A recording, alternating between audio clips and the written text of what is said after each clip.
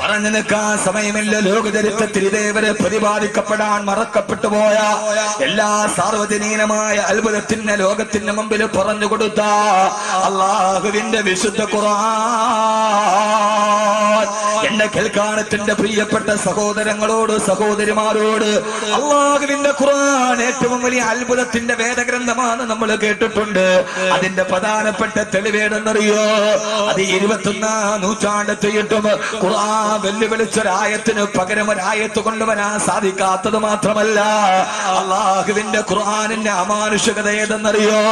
നമുക്കെല്ലാവർക്കും അറിയുന്ന, നിത്യമായി നമ്മൾ പാരായണം ചെയ്യുന്ന ഒരു സൂറത്തിനെ കുറിച്ച് ചിന്തിച്ചാൽ മതി. അള്ളാഹുവിന്റെ ഖുർആൻ ഏതെന്നറിയാൻ ആദരവായ പ്രവാചകൻ നബി മുഹമ്മദ് മുസ്തഫ. ഉറക്കെ ചിന്തിക്കണേ. ആദരവായ പ്രവാചകൻ നബി മുഹമ്മദ് മുസ്തഫ സല്ലല്ലാഹു അലൈഹി വസല്ലം ജബൽ അബൂ ഖുബൈസിന്റെ മുകൾ ഭാഗത്ത് കയറി നിന്നിട്ട് മക്കാ ഖുറൈശികളോട് പറഞ്ഞുവല്ലോ, മക്കക്കാരെ, നിങ്ങൾ ഏകനായ അല്ലാഹുവിൽ വിശ്വസിക്കുക. ആ സമയത്ത് പ്രവാചകന് നേരെ അബൂ ലഹബ് എന്ന എതിരാളി ശപിച്ച വാക്കാണ് തബ്ബല്ലക യാ മുഹമ്മദ്. ഓ മുഹമ്മദേ, നിന്റെ രണ്ട് കൈകളും നശിച്ചു പോകട്ടെ മുഹമ്മദ് സല്ലല്ലാഹു അലൈഹി വസല്ലം. അബൂ ലഹബിനെ വിമർശിച്ചുകൊണ്ട് ഖുർആനിൽ ആയത്തിറങ്ങി. തബ്ബത് യദാ അബീ ലഹബി വതബ്ബ മാ ഗനാ അൻഹു മാലുഹു വമാ കസബ സയസ്ലാ നാറൻ ذات لهب وامرأته حمالة الحطب في جيدها حبل من مسد. എല്ലാവർക്കും അറിയാവുന്ന ഒരു സൂറത്തിന്റെ അത്ഭുതത്തെ ഞാൻ നിങ്ങളോട് പറഞ്ഞു തരികയാ. തബ്ബത് യദാ അബീ ലഹബിൻ വതബ്ബ. അബൂ ലഹബിന്റെ രണ്ട് കൈകൾ നശിച്ചു പോകട്ടെ. മാത്രമല്ല വംറഅതുഹു, അവന്റെ ഭാര്യയായ ഉമ്മു ജമീല. ആ ഉമ്മു ജമീലയും അബൂ ലഹബും അവന്റെ ഭാര്യ ഉമ്മു ജമീലയും സയസ്ലാ നാറാ, അവര് നാളെ നരകത്തിൽ പോകാനുള്ളവരാ. ശ്രദ്ധിച്ച് കേൾക്കണേ. അബൂ ലഹബിനെയും ഭാര്യ ഉമ്മു ജമീലയെ കുറിച്ചിട്ട് അള്ളാഹു വിധി എഴുതുകയാ. സയസ്ലാ നാറാ, അവര് രണ്ടുപേരും നാളെ നരകത്തിൽ പോകാനുള്ളവരാ. എങ്ങാനും അബൂ ലഹബും ഭാര്യ സ്വർഗത്തിൽ പോകാൻ അവകാശികളായാൽ അതോടെ അള്ളാഹുവിന്റെ ഖുർആൻ തകർക്കപ്പെടുകയില്ലേ? അബൂജഹലിന്റെ നേതൃത്വത്തിൽ ആയിരക്കണക്കിന് ആളുകൾ ഖുർആനിനെ പരാജയപ്പെടുത്താൻ തന്ത്രങ്ങൾ മെനയുമ്പോ എന്റെ പ്രിയപ്പെട്ട മുസ്ലിം ചെറുപ്പക്കാരാ, അബൂ ലഹബ് വെല്ലുവിളിക്കണ്ട, അബൂജഹലും കൂട്ടരും ഉറക്കമളക്കണ്ട. യഥാർത്ഥത്തിൽ അബൂ ലഹബും ഭാര്യ ഉമ്മു ജമീലയും പോലും അല്ലാഹുവിന്റെ റസൂലിന്റെ അടുക്കൽ വന്നിട്ട് ലാ ഇലാഹ ഇല്ലല്ലാഹ് എന്ന് 24 അക്ഷരമെങ്ങാനും പറഞ്ഞാൽ അതോടെ ഖുർആൻ പിന്നെ ചരിത്രത്തിന്റെ ചവട്ടുകൊട്ടയിലേക്ക് പോവുകയാ. കാരണം ഖുർആൻ പറഞ്ഞത് സയസ്ലാ നാറാ, ഇവര് രണ്ടുപേരും നരകത്തിലാണെന്നല്ലേ. ഖുർആനിനെ പരാജയപ്പെടുത്താൻ അബൂ ലഹബും ഭാര്യ ഉമ്മു ജമീലയും കൂടി വന്നിട്ട് ലാ ഇലാഹ ഇല്ലല്ലാഹ് മുഹമ്മദുർ റസൂലുള്ളാഹ് എന്നെങ്ങാനും ഒന്ന് പറഞ്ഞിരുന്നെങ്കിൽ അതോടെ ഖുർആന്റെ പ്രവചനം തെറ്റി. അവര് രണ്ടുപേര് സ്വർഗത്തിന് അവകാശികളായി. ഖുർആൻ പറഞ്ഞതോ സയസ്ലാ നാറാ.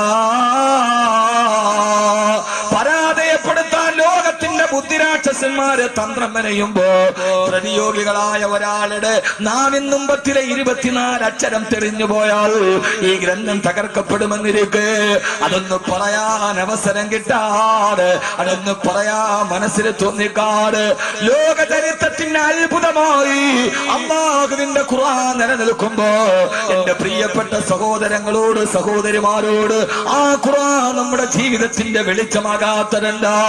സ്വാമി നമ്മോട് പറയുന്നു, 3 സൂറത്തുകൾ നിങ്ങൾ പാരായണം ചെയ്യണേ. 3 സൂറത്തുകൾ നിങ്ങൾ പാരായണം ചെയ്യണേ. ഇല്ല, 3 സൂറത്തുകൾ പാരായണം ചെയ്യണ്ട. ഇന്നലെ ബഹുമാനനായ നമ്മുടെ മഹീമന്നാര് പ്രസംഗിച്ചതുപോലെ ലോകം എഴുതി കളഞ്ഞു പോയൊരു മനുഷ്യന്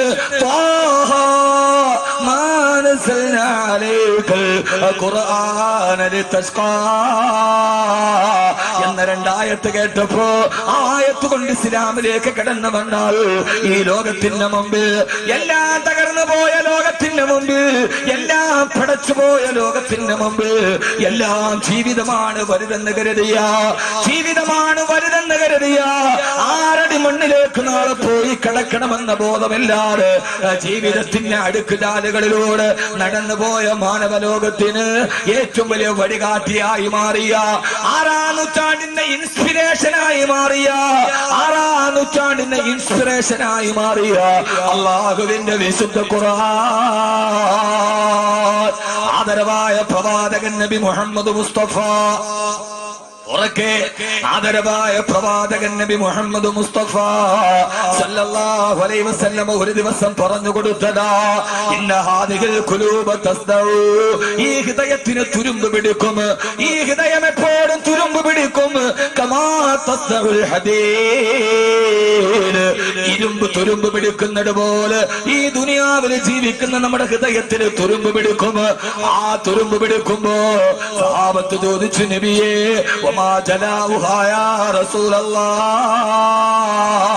ഞങ്ങളുടെ ഹൃദയത്തിന്റെ തുരുമ്പ് മാറ്റാൻ കഴിയുന്ന ഏതെങ്കിലും ഒരു ഉപാധി പറഞ്ഞതാ നബിയേ ആ സമയത്താണ് അല്ലാഹുവിന്റെ റസൂൽ പറഞ്ഞു കൊടുത്തത് രണ്ട് കാര്യങ്ങളാണ് ജീവിതത്തിന്റെ ഇൻസ്പിറേഷൻ ജീവിതത്തിന്റെ ഇൻസ്പയർ ഏതെന്നറിയോ ഇൻസ്പയർ 2016 സമാപനം കുറിച്ചുകൊണ്ട് അതേ വാക്ക് തന്നെ ഞാൻ പറയാണ് ലോകത്തിന്റെ ഏറ്റവും വലിയ തമ്മാടി കൂട്ടങ്ങളായിരുന്ന അഹിയാനന് നജുറു ഇലാ അഖീരാ ഇദാ ലം യജുറു ബിഹി ഇല്ലാ അഖാനാ ഞങ്ങൾ ഒരു ദിവസവും നന്നാവില്ലെന്നും വാശിയോടെ പാടിക്കൊടുത്തവരോട് ഹബീബായ നബി തങ്ങൾ പറഞ്ഞു നിങ്ങളുടെ ഹൃദയത്തിന് വഴിത്തിരിവുണ്ടാകണമെങ്കിൽ രണ്ട് കാര്യങ്ങൾക്ക് കഴിയൂ ഒന്നേരെന്നറിയോ ദിക്റുൽ മൗതി മരിക്കുമെന്നുള്ള ബോധമുണ്ടാവുക ഇൻസ്പയർ 2016 ഞാൻ തലക്കെട്ട് വിശദീകരിക്കുകയാണ് രണ്ട് കാര്യങ്ങൾക്ക് നമ്മുടെ ജീവിതത്തിൽ വഴിത്തിരിവ് സൃഷ്ടിക്കാൻ കഴിയൂ ഒന്ന് ദിക്റുൽ മൗതി മരിക്കുമെന്നുറപ്പിക്കുക എപ്പോഴാണ് മരണമെന്ന് പറയാൻ കഴിയില്ല പരവൂര് പുച്ചിങ്ങൽ ക്ഷേത്രത്തിൽ വെടിക്കെട്ട് അപകടം നടക്കുമ്പോ എന്റെ പ്രിയപ്പെട്ട സഹോദരങ്ങള് ഇന്ന് ഞങ്ങൾ അവിടെ സന്ദർശിക്കാൻ വേണ്ടി പോകുമ്പോ അവിടുത്തെ തദ്ദേശവാസികള് ഞങ്ങളോട് വിവരണം നടത്തിയതാ അവിടെ ചെല്ലുമ്പോ പടക്കപ്പുറയ്ക്ക് തീ പിടിച്ച് ആ പടക്കപ്പുറയിൽ സൂക്ഷിച്ചിരിക്കുന്ന അത്യുഗ്ര സ്ഫോടന ശേഷിയുള്ള പദാർത്ഥങ്ങൾ പൊട്ടിത്തെറിക്കുമ്പോ അതിന്റെ തൊട്ടടുത്ത് 10,000-കണക്കിന് ആളുകളെ കണ്ടുകൊണ്ട് നിൽക്കുകയാ ഒരാള് പറഞ്ഞതേടെന്നറിയോ ഏത് സമയത്താണ് ദുരന്തം വരുതെന്നറിയോ പ്രിയപ്പെട്ട ദൈവത്തിന് പ്രീതി അർപ്പിക്കാൻ തിരുമുൽക്കാഴ്ചയുമായത് അയാൾ ആ സംഭവ സ്ഥലത്ത് വന്നിട്ടില്ല അവിടെ നിന്ന് 1.5 കിലോമീറ്റർ അകലേക്ക് ഈ കോൺക്രീറ്റ് വീഞ്ഞ് സ്ഫോടനത്തിന്റെ ശക്തിയിൽ പാഞ്ഞു വന്ന് അത് നേരെ വന്ന് റോഡിലിടിച്ച് ആ റോഡിലിടിച്ചിട്ട് പിന്നെ നേരെ എതിർവശത്തുള്ള കടയുടെ ഷട്ടറിൽ പോയിടിച്ച് അവിടെ നിന്ന് നേരെ തിരിച്ചു വന്ന് ബൈക്കിന്റെ പുറകിലോട്ട് കയറാൻ പോകുന്ന ചെറുപ്പക്കാരന്റെ തല തകർത്തുകൊണ്ട് ചിതറിത്തെറിച്ചു പോകുമ്പോ സ്ഫോടനം നടന്നതിന്റെ തൊട്ടടുത്ത് നിന്നവന് മരണം വരുന്നതിന് മുമ്പ് 3 മിനിറ്റ് മുമ്പ് ഒഴിവാക്കിയിട്ട് മരണത്തിൽ നിന്ന് 1.5 കിലോമീറ്റർ അകലെ കിടക്കുന്നവനെ മരണത്തേക്ക് മാടി വിളിച്ച ആളാരാ ആണ്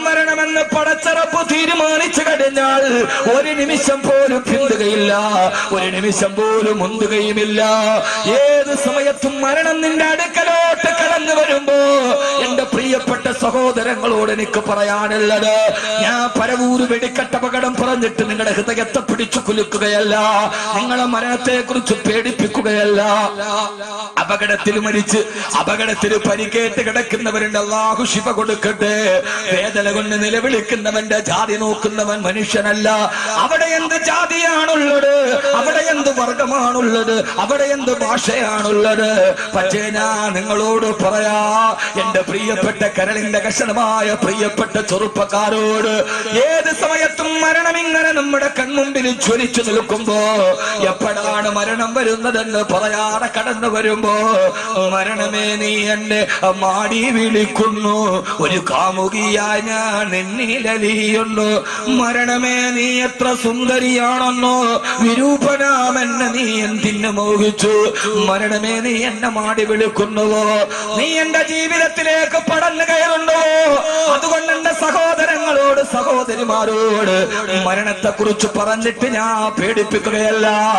ഏത് സമയത്ത് അസറായിൽ വന്നാലും മരണദൂതനെ കണ്ട് പേടിക്കുന്നതെന്തിനാ?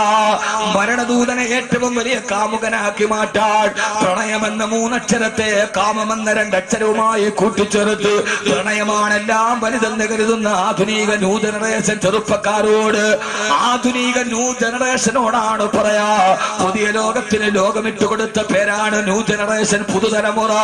എന്താണ് ന്യൂ ജനറേഷൻ എന്നറിയുമോ?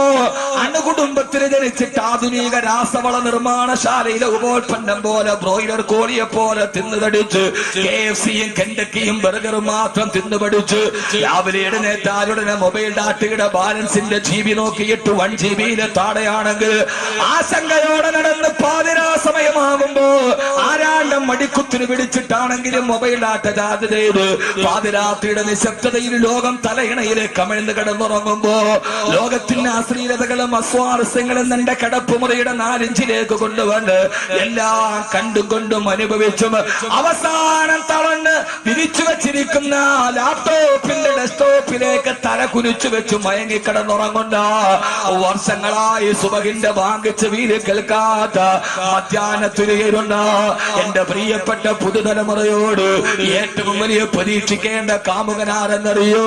അത് മറ്റാരുമല്ല, മലക്കുൽ മൗത്ത് അസ്റായീൽ അലൈഹിസ്സലാത്തു വസ്സലാം. മഹാനായ ഹുദൈഫത്തുൽ യമാൻ റളിയല്ലാഹു അൻഹു, മഹാനായ ഹുദൈഫ റളിയല്ലാഹു തആല അൻഹു മരണാസന്നനായി കിടക്കുമ്പോ അസ്റായീൽ അലൈഹിസ്സലാത്തു വസ്സലാം വരികയാണ്. മഹാനായ ഹുദൈഫ പറഞ്ഞതേതെന്നറിയോ? മഹാനായ ഹുദൈഫ റളിയല്ലാഹു തആല അൻഹു പറയാ, ഹബീബുന ജാഅ ഇലാ ഫകാ, ഞാൻ എത്ര നാളായി പ്രതീക്ഷിച്ചിരിക്കുകയായിരുന്നു ഒന്ന് നേരിട്ട് കാണാൻ. ഞാൻ എത്ര നാളായി കാത്തിരുന്ന എന്റെ കൂട്ടുകാരനാണ് വരുന്നത്. അസ്റായീൽ അലൈഹിസ്സലാത്തു വസ്സലാമിനെ കണ്ടപ്പോ ഹുദൈഫ റളിയല്ലാഹു തആല അൻഹു പറഞ്ഞ വാക്കാണ്, ഹബീബുന ജാഅ ഇലാ ഫകാ, ഞാൻ കാത്തിരുന്ന എന്റെ കൂട്ടുകാരൻ എന്റെ തലയുടെ മുകളിൽ വന്നല്ലോ. ഇതാണ് മരണം. അസ്റായീലിനെ കണ്ടിട്ട് പേടിക്കുകയല്ല, വിഷമിക്കുകയല്ല. മഹാനായ ഹുദൈഫ റളിയല്ലാഹു തആല അൻഹു പറഞ്ഞു അത്രേ, ഹബീബുൻ ജാഅ ഇലാ ഫാക്കാ, ഞാൻ ഇത്രയും നാൾ കാത്തിരുന്ന ആൾ എന്റെ തലയുടെ മുകളിൽ വന്നല്ലോ. ലാ അഫ്ലഹ മൻ നദിം, അസ്റായീൽ വരുമ്പോ ഖേദിക്കുന്നവൻ ജീവിതത്തിൽ വിജയിക്കില്ല. അല്ലാഹു നമ്മളെ കാക്കട്ടെ. നമുക്ക് മരണമെന്ന് പറഞ്ഞാൽ പേടിയാ, അസ്റായീൽ വരുന്നു എന്ന് പറഞ്ഞാൽ പേടിയാ. പക്ഷെ അവരങ്ങനെയല്ല. ജീവിതത്തിൽ ഖുർആൻ അവരുടെ ഹൃദയത്തിൽ സ്വാധീനം ചെലുത്തിയപ്പോ അവർ ജീവിതത്തെക്കാൾ മരണത്തെ പ്രതീക്ഷിച്ചു നിന്നു. എന്നിട്ട് അസ്റായീൽ അലൈഹിസ്സലാത്തു വസ്സലാമിനെ അവര് പറഞ്ഞു, ഹബീബുൻ ജാഅ ഇലാ ഫാക്കാ, ഞാൻ എന്റെ ജീവിതത്തിൽ കാണാൻ കൊതിച്ചു നിന്ന, എത്ര നാളായിട്ടൊന്ന് കൊതിക്കായിരുന്നു അസ്റായീലെ കാണാൻ. എന്റെ ഹൃദയത്തിൽ ചിന്ത മുഴുവനും നിന്നെ കുറിച്ചായിരുന്നല്ലോ, നീ ഇപ്പോഴാണല്ലോ വന്നത്. ഭാര്യയോട് പറഞ്ഞു, വാതിൽ തുറന്നുകൊണ്ട് ഹബീബ്, എന്റെ ഹബീബ് വരുന്നു. അള്ളാഹു നമുക്ക് മരണത്തെ അങ്ങനെ സ്വീകരിക്കാൻ തൗഫീഖ് നൽകട്ടെ. ഏതായാലും മരിക്കും എന്നുള്ള കാര്യം ഉറപ്പാ. മരിക്കില്ല എന്ന് പറയുന്ന ഒരാളും ലോകത്തുണ്ടാവില്ല. ഉണ്ടാവും, മരിക്കും എന്നുള്ള കാര്യം ഏതായാലും ഉറപ്പാ. അപ്പൊ പിന്നെ നമുക്ക് ഉറപ്പാക്കേണ്ട കാര്യം എന്താ? മരിക്കുന്ന സമയത്ത് സന്തോഷത്തോടെ മരിക്കാൻ കഴിയാ. ഈ ഒരു ചിന്തയുണ്ടായാൽ ഹൃദയത്തിന്റെ ഈ പൂട്ടുകൾ മുഴുവനും തുറക്കപ്പെടും. അള്ളാഹു മരിക്കുമ്പോൾ നല്ലവനായി മരിക്കാൻ അള്ളാഹു തൗഫീഖ് നൽകട്ടെ. ആമീൻ പറ മനുഷ്യന്മാരെ. ഒരാൾക്കും മരിക്കും ഉറപ്പുണ്ടെങ്കിൽ, നാളെ പള്ളിക്കാട്ടിൽ മലന്ന് കിടക്കും എന്ന് ഉറപ്പുണ്ടെങ്കിൽ 4 കാര്യങ്ങൾ അവന്റെ ജീവിതത്തിൽ വർദ്ധിപ്പിച്ചിരിക്കണം. എത്ര കാര്യം? 4 കാര്യം. 4 കാര്യം ജീവിതത്തിൽ പാടെ ഒഴിവാക്കുകയും ചെയ്യും. നാളെ മരിക്കും ഉറപ്പുണ്ടെങ്കിൽ, ഇനി അതൊന്നും ഇല്ല, ഞാൻ കഴിക്കണ മരുന്നുകൊണ്ട് അവസാനം വരെ പോകുമെന്നാണ് ഉറപ്പെങ്കിൽ പിന്നെ ചെയ്തിട്ടും പറഞ്ഞിട്ട് കാര്യമില്ല. നാളെ മരിക്കും. 6 അടി മണ്ണിൽ എന്നെ അടക്കും. എന്റെ മാതാപിതാക്കൾ എന്നേക്കാൾ മുമ്പിലൂടെ പോയവർ അവരുടെ മുമ്പിലൂടെ പോയെടുത്ത് ഞാനും കാരാളികോണത്തെ പള്ളിയുടെ ഖബർ ഒരു ദിവസം എനിക്ക് വേണ്ടി കുഴിക്കപ്പെടും, ഞാൻ അവിടെ അടക്കപ്പെടും എന്ന് ഹൃദയത്തിൽ ഉറപ്പുണ്ടെങ്കിൽ 4 കാര്യങ്ങൾ പൂർണ്ണമായി വർദ്ധിപ്പിച്ചിരിക്കും. അല്ലാഹു തൗഫീഖ് നൽകട്ടെ. ഒന്നാമീൻ പറയാ ഉറക്കെ. ഉറക്കം വരുന്നുണ്ടോ? ഉറക്കം വന്നടാ മാലജി ഉണ്ടോ? ഇല്ലല്ല. 10:30 11:30 ആകുമ്പോൾ നമ്മൾ പിരിയും. അല്ലാഹു സ്വീകരിക്കുമാറാകട്ടെ. കാരണം സാധാരണ നമ്മൾ അസ്രായിലിനെ പറഞ്ഞ് പേടിപ്പിക്കുക ചെയ്യാ. ഞാൻ ഇവിടെ പേടിപ്പിക്കുകയല്ല, നമ്മൾ സുഖിപ്പിക്കുകയാണ്. അസ്രായിൽ അലൈഹി സ്വലാത്തു വസ്സലാമിനെ ഒരു കാമുകനെ പോലെ കണ്ടു. ഞാൻ എത്ര നാളായിട്ട് കാത്തിരിക്കുക, എന്താ ഇതുവരെ വരാത്തത്? കാരണം അവർ അതിനുവേണ്ടി ഒരുങ്ങിയിരുന്നു. നമ്മളോ മരണത്തിനു വേണ്ടി ഒരുങ്ങുക എന്നതാണ് മരണത്തെ കുറിച്ചുള്ള ഏറ്റവും വലിയ സ്മരണം. അല്ല നമ്മളിങ്ങനെ നീ മരിക്കും കേട്ടോ, ഞാൻ മരിക്കും കേട്ടോ, ഒരു നാൾ നീയും പൂക്കൂട്ടോ എന്ന് വെറുതെ പറയലല്ല. എപ്പ വന്നാലും ഏത് സമയത്താണ് വരുന്നതെന്ന് അറിയില്ല. എപ്പ വന്നാലും പോകാൻ റെഡിയായിട്ടിരിക്കുക. ഞാൻ ഇപ്പൊ എന്നെ വന്ന് വിളിച്ചാൽ പോകാൻ റെഡിയാണ്. മഹാനായ സയ്യിദുന അബൂബക്കർ സിദ്ദീഖ് റളിയല്ലാഹു തആല. മഹാനായ സയ്യിദുന അബൂബക്കർ സിദ്ദീഖ് ഇങ്ങനെ സലാത്ത് പറഞ്ഞാൽ ഞാൻ അത് പറയില്ല. ആള് കുറവോ കൂടുതലോ എന്നൊരു വിഷയമല്ല. നമുക്ക് നമ്മുടെ നാട്ടിൽ വാങ്ങു പറയാൻ എത്ര പേര് വേണം? ആദരവായ പ്രവാചകൻ നബി മുഹമ്മദ് മുസ്തഫ, പോരാ ഹബീബായ നബി മുഹമ്മദ് മുസ്തഫ, താജ്ദാറെ മദീന നബി മുഹമ്മദ് മുസ്തഫ സല്ലല്ലാഹു അലൈഹി വസല്ലമ, മഹാനായ റസൂലുള്ളാഹി സല്ലല്ലാഹു അലൈഹി വസല്ലം പഠിപ്പിച്ചു തരികയാ. എന്റെ പ്രിയപ്പെട്ട സഹോദരങ്ങളെ, ജീവിതത്തിൽ നാം അറിയേണ്ട ഒരു കാര്യം നമ്മൾ എപ്പോഴും പഠിക്കാറുണ്ടല്ലോ. ബഹുമാനപ്പെട്ട മഹാനായ സയ്യിദുന അബൂബക്കർ സിദ്ദീഖ് റളിയല്ലാഹു തആല വഫാത്തിന്റെ വേളയിൽ കേടുമ്പോ മഹദിയായ ആയിഷ റളിയല്ലാഹു തആല തന്റെ വാപ്പ രോഗബാധിതനായ നിറഞ്ഞ സമീപത്തെ കോടി വന്നു. അവിടെ വരുമ്പോ അബൂബക്കർ റളിയല്ലാഹു തആല സക്കറാത്തിന്റെ വേദനയിലാണ്. മഹദിയായ ആയിഷ റളിയല്ലാഹു തആല ആ സമയത്ത് 20 വയസ്സാണ് ആയിഷ ബീവിയുടെ പ്രായം. വാപ്പാന്റെ പ്രായം 63 വയസ്സാണ്. അല്ലാഹുവിന്റെ റസൂൽ വഫാത്തായ അതേ വയസ്സിലാണ് അബൂബക്കർ റളിയല്ലാഹു തആല വഫാത്തായത്. അതിന് കാരണമുണ്ട്. ഒരു ദിവസം വഫാത്താകുന്നതിന്റെ തൊട്ട് മുമ്പുള്ള ദിവസം അല്ലാഹുവിന്റെ റസൂൽ സല്ലല്ലാഹു അലൈഹി വസല്ലമ വഫാത്താവാൻ പോവുകയാണ്. അലി റളിയല്ലാഹു തആലവിനെ കണ്ടു. അലിയെ, നിന്നെ ഞാൻ ജീവിതത്തിൽ കണ്ടില്ലായിരുന്നെങ്കിൽ എന്റെ മകൾക്കൊരു നല്ല ഭർത്താവിനെ കിട്ടുമായിരുന്നില്ലല്ലോ.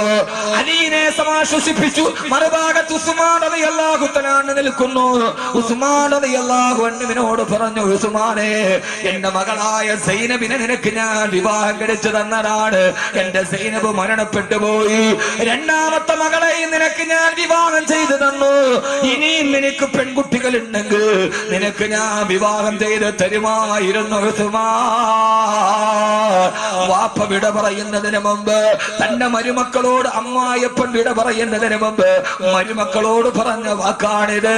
നിങ്ങളായിരുന്നല്ലോ എന്റെ മകളുടെ ഏറ്റവും നല്ല ഭർത്താവ്. എനിക്ക് ഇനിയും പെൺമക്കൾ ഉണ്ടായിരുന്നുവെങ്കിൽ ഉസ്മാനെ, നിങ്ങൾക്ക് ഞാൻ വിവാഹം ചെയ്ത് തരുമായിരുന്നു.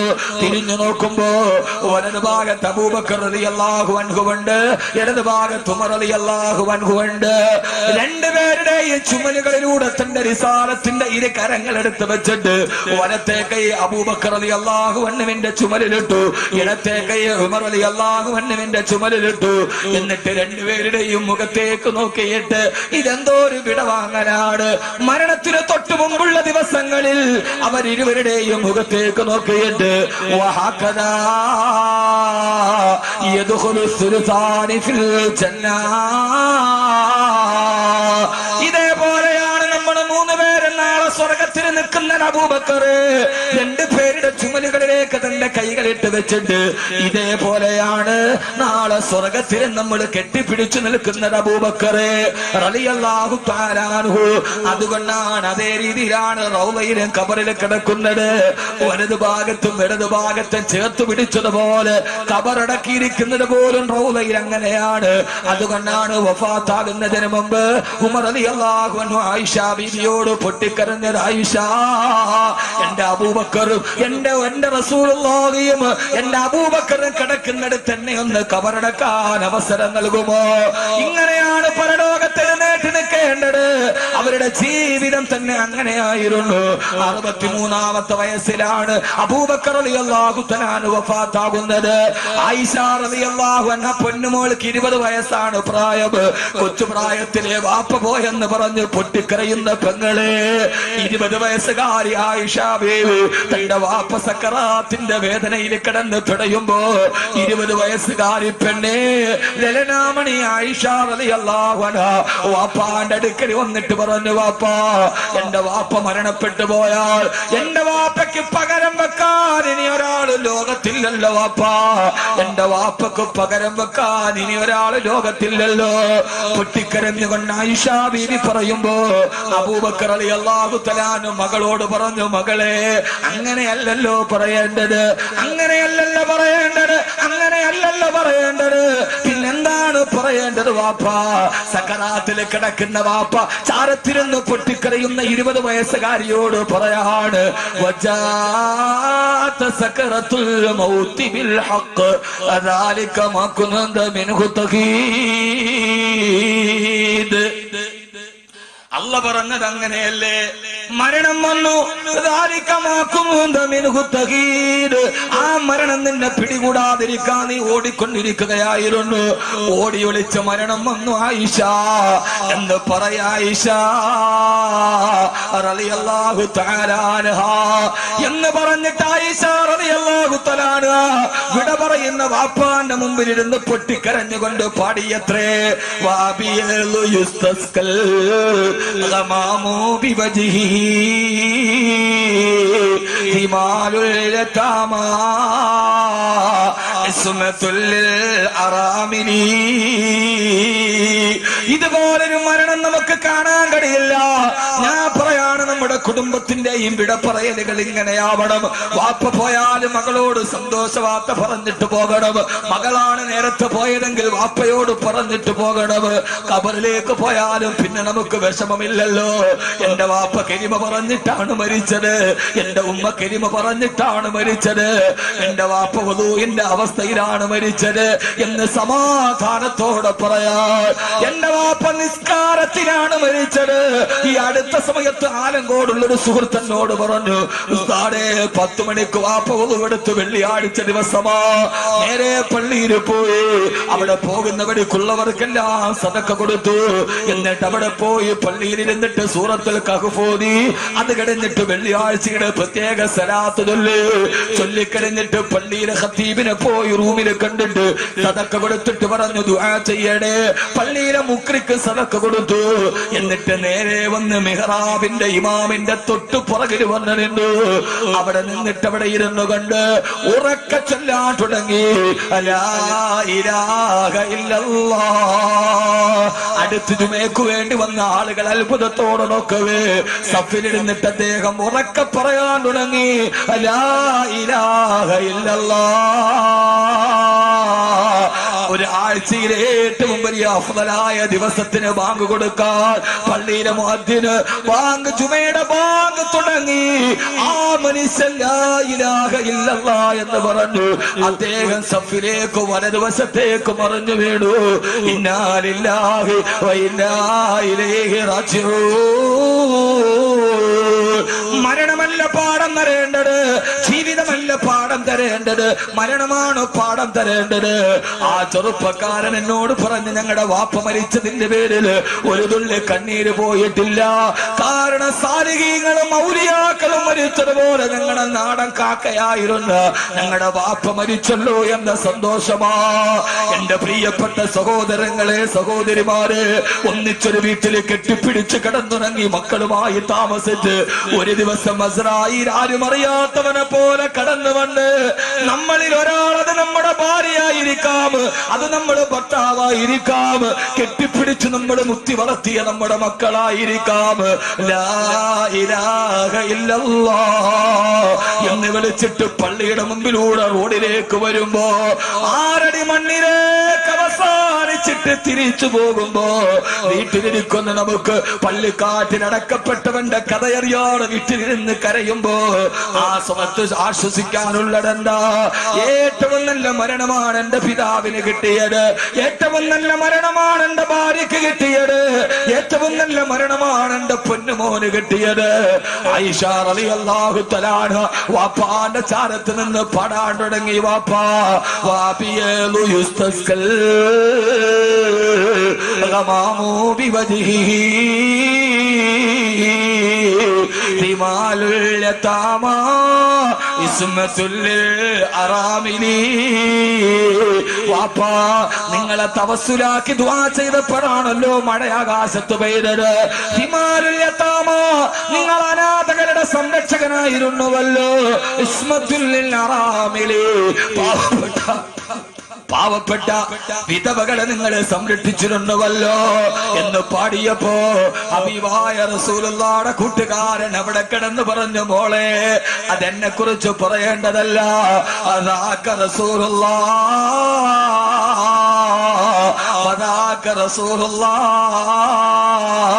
ഇത് അല്ലാഹുവിന്റെ റസൂലിനെ കുറിച്ച് പറയേണ്ടതല്ലേ എന്ന് പറഞ്ഞിട്ട് പറഞ്ഞു, മോളെ ഒരു ചെറിയ തുണിയെടുത്തിട്ട് എന്നെ മുഖവും ശരീരവും ഒന്ന് മൂടുമോളെ. മകള് തുണിയെടുക്കാനോട് കൂടെ നിന്നവർക്ക് മനസ്സിലായി മരണവെപ്രാളത്തിലാ. ആളുകൾ ചോദിച്ചു, അബൂബക്കർ എന്നവര് ഞങ്ങളൊരു വൈദ്യനെ വിളിച്ചിട്ട് വരട്ടെ, രോഗം കലശലാകുന്നുവല്ലോ, സക്കറാത്ത് പിടികൂടുന്നുവല്ലോ, മരണത്തെ മുന്നിൽ കാണുന്നുവല്ലോ, ഞങ്ങളൊരു വൈദ്യനെ വിളിച്ചിട്ട് വരട്ടെ. മോള് പുതപ്പിക്കാൻ വെള്ളത്തുണി എടുക്കാനോടി. ആ സമയത്ത് അബൂബക്കർ റളിയല്ലാഹു തആല അടുത്ത് നിന്നവരോട് പറഞ്ഞു, വൈദ്യൻ വന്നിട്ട് ചികിത്സിച്ചിട്ട് പോയല്ലോ. ഇതൊന്നും ചരിത്രത്തിൽ കേട്ടിട്ടുണ്ടാവില്ല. വൈദ്യം വന്ന് ചികിത്സിച്ചിട്ട് പോയല്ലോ. ഒരു വൈദ്യം വന്ന് പരിശോധന കഴിഞ്ഞിട്ട് പോയി കഴിഞ്ഞു. അവർ ചോദിച്ചു, വൈദ്യം വന്നുവെന്നോ? എന്നിട്ട് പരിശോധിച്ചിട്ട് ആ വൈദ്യൻ എന്താണ് പറഞ്ഞിരുന്നത്?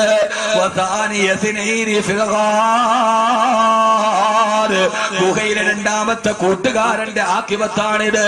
അബൂബക്കർ റളിയല്ലാഹു അൻഹു പറഞ്ഞു, വൈദ്യം വന്ന് എന്നെ പരിശോധിച്ചിട്ട് എന്നോട് പറഞ്ഞു അത്രേ, ഇന്നി ഫഅലുന ലിമാ ഉരീദ്, ഇന്നി ഫഅലുന ലിമാ ഉരീദ്. ഞാൻ എന്ത് ചിന്തിക്കുന്നുവോ അതനുസരിച്ച് നിന്നോട് ഞാൻ പ്രവർത്തിക്കും. നീ എന്റെ അടുക്കലേക്കല്ലേ വരുന്നത്, എന്നെ മുമ്പിലല്ലേ നിന്നെ പരിശോധനയ്ക്ക് കിടത്തുന്നത്. അന ഫഅലുന ലിമാ ഉരീദ്, ഞാൻ എന്ത് തീരുമാനിക്കുന്നുവോ അതനുസരിച്ച് നിന്നോട് പ്രവർത്തിക്കുമടാ എന്ന് പരിശോധിച്ച അല്ലാഹ് എന്നോട് പറഞ്ഞിട്ടാണ് വിട്ടത്. ആ മലക്കെന്നോട് പറഞ്ഞിട്ടാണ് പോയത്. ഇത് പറയേണ്ട താമസം സഹാബത്ത് പൊട്ടിക്കരയവേ. ആയിഷ റളിയല്ലാഹു തആല അൻഹാ തുണിയുമായി ഓടി വന്നു. 20 വയസ്സുകാരി മോള് വാപ്പാന്റെ കയ്യിലേക്ക് തുണി മുഖവും ഉടലുമങ്ങ് മൂടി. മഹാനായ അബൂബക്കർ സിദ്ദീഖ് റളിയല്ലാഹു അൻഹു മുഖമങ്ങ് മൂടിയപ്പോ സഹാബത്ത് പറഞ്ഞു, മഹാനവറുകളെ നിങ്ങൾ വിട പറഞ്ഞു പോവുകയല്ലേ? ഔസിനി യാ ഹബീബല്ലാഹ്, ഔസിനി യാ ഹബീബ റസൂലില്ലാഹ്. അല്ലാഹുവിന്റെ റസൂലിന്റെ കൂട്ടുകാരാ, പോകുന്നതിന് മുമ്പ് ഞങ്ങളോട് എന്തെങ്കിലും ഒരു സതുപദേശം പറഞ്ഞിട്ട് പോകണേ. മഹാനവറുകൾ പറയാൻ തുടങ്ങി, ഇന്നല്ലാഹ ഖദ് ഫതഹ ലക്കും ദുനിയാ, അല്ലാഹു നിങ്ങൾക്ക് ദുനിയാവിനെ വിശാലമാക്കി തരും. അല്ലാഹു നിങ്ങൾക്ക് എത്ര പരീക്ഷണങ്ങൾ തന്നാലും ഒരു ദിവസം ദുനിയാവ് അല്ലാഹു നിങ്ങൾക്ക് വിശാലമാക്കി പൊക്കി തരും. പക്ഷേ ആഖിറം ഇടുക്കമാകാതിരിക്കാൻ നിങ്ങൾ പരിശ്രമിക്കണേ എന്നിട്ട് പറഞ്ഞു.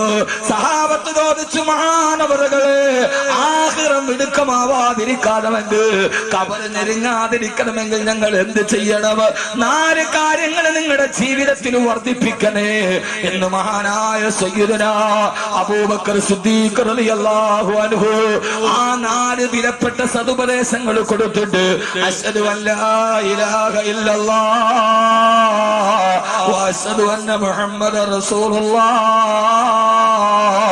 അല്ലാഹുവിന്റെ റസൂലിന്റെ കൂട്ടുകാരൻ വിരലടച്ച് ആയിഷ ബീവി മുഖത്തെ തുണിയെടുത്ത് മാറ്റുമ്പോ പൂർണ്ണചന്ദ്രന്റെ പുഞ്ചിരി പോലെ മുഖത്തൊളിപ്പിച്ചിട്ട് റൂഹ് വിട പറഞ്ഞിട്ട് ജീവിച്ചിരുന്നതിനേക്കാൾ വലിയ സൗന്ദര്യത്തോടെ കിടക്കുന്നുണ്ട് എന്റെ പ്രിയപ്പെട്ട ഉപ്പ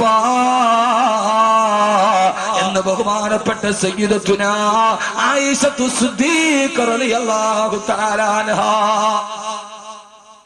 ഇതാണ് അബൂബക്കർ റളിയല്ലാഹു അൻഹുവിന്റെ വിട പറയൽ. എല്ലാം പറഞ്ഞു, ഉറപ്പിച്ചു, അള്ളാഹുവിന്റെ ദൂതനെ കണ്ടു, കൊടുക്കാനുള്ള ഉപദേശം കൊടുത്തു, പോയി. ഇങ്ങനെ ആവണം എന്റെ മരണം എന്ന് ചിന്തിക്കലാണ് ഹൃദയം നന്നാവാനുള്ള ഏറ്റവും വലിയ കാര്യം. അള്ളാഹു നമ്മളെ അങ്ങനെ ആക്കി തരട്ടെ. ആമീൻ പ്രപഞ്ചന്മാരെ. മഹാനായ അബൂബക്കർ റളിയല്ലാഹു തആല അൻഹു പറഞ്ഞു, നാളെ ഖബറിൽ കിടക്കുമെന്ന് ഉറപ്പുണ്ടെങ്കിൽ 4 കാര്യങ്ങൾ 4 കാര്യങ്ങൾ വർദ്ധിപ്പിക്കണം. ഇൻഷാ അല്ലാഹ് അത് പറയുമ്പോ നമ്മുടെ സമയം ഏതാണ്ടാവും.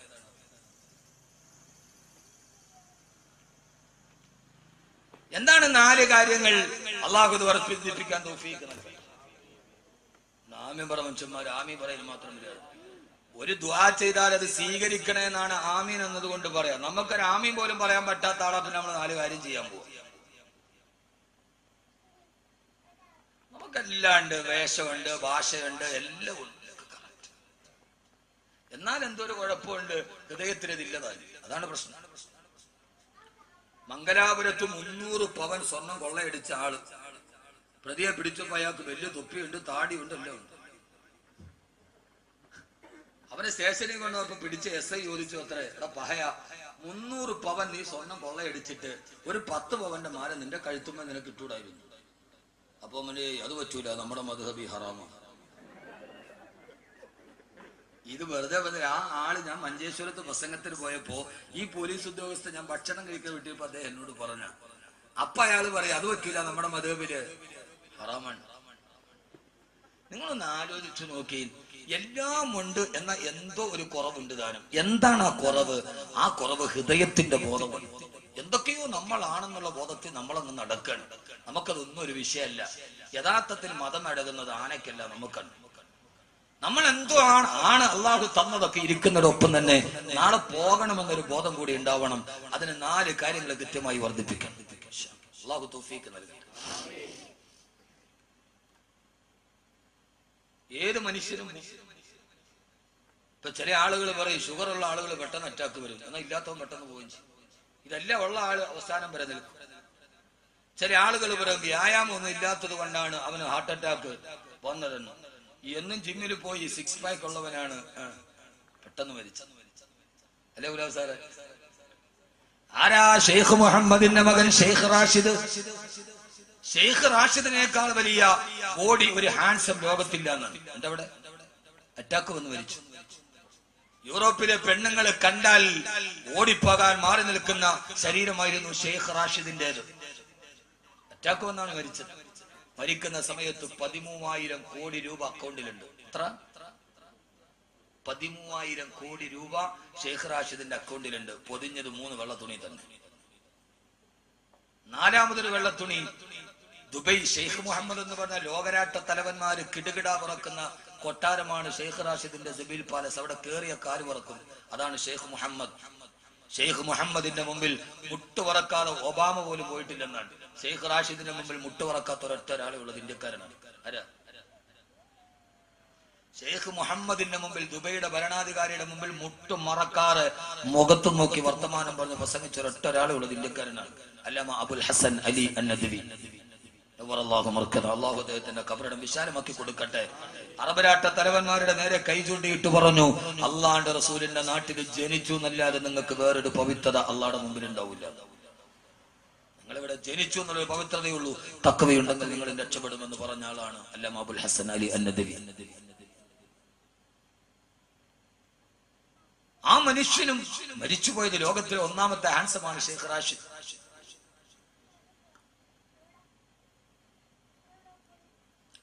ഒന്നാമത്തെ ഹാൻസമാണ്. ഏഷ്യാഡ് ഒളിമ്പിക്സിലെ കുതിരപ്പന്തയത്തിൽ 1ാം സമ്മാനം നേടിയാൽ, പക്ഷെ മരണമെന്ന കുതിരയെ പിടിച്ചു കിട്ടാൻ മനുഷ്യന് കഴിഞ്ഞില്ല.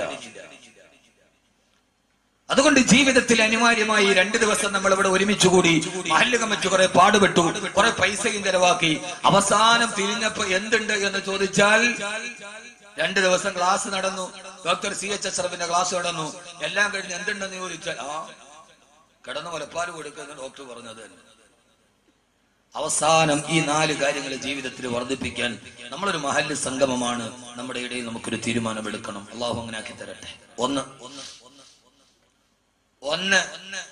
മഹാനായ അബൂബക്കർ റളിയല്ലാഹു തആല അൻഹു പറയുകയാ, ഒന്നാമതായി നാളെ മരിക്കുമെന്ന് നിനക്ക് ഉറപ്പുണ്ടെങ്കിൽ മാത്രം മതിയില്ല ചെയ്യണ്ട. നാളെ മരിക്കും, പള്ളിക്കാട്ടിൽ ഒരു രാത്രി എനിക്ക് വരാനുണ്ട് എന്ന് ഹൃദയത്തിൽ ഉറപ്പുണ്ടെങ്കിൽ, അങ്ങനെ ഒരു ഉറപ്പാണല്ലോ. മഹാനായ ഹസൻ ബസ്രി റളിയല്ലാഹു തആല അൻഹു ചോദിക്കുന്നുണ്ട്, അള്ളാഹു നിന്നെ കാണുന്നുണ്ട് എന്ന് നിനക്ക് ഉറപ്പുണ്ടോ? എന്നിട്ട് നീ തെറ്റ് ചെയ്യുന്നുണ്ട്. അള്ളാഹു നിന്നെ കാണുന്നില്ല എന്നാണ് നിന്റെ വിശ്വാസം? ആണോ? ഒന്ന് പറ മനുഷ്യന്മാരെ, ആണോ?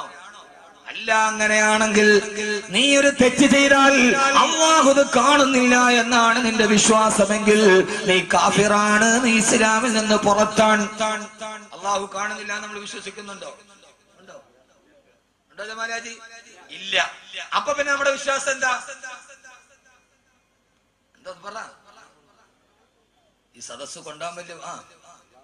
എന്താ ഇല്ലാസന? അള്ളാഹു കാണുന്നുണ്ട് അല്ലേ?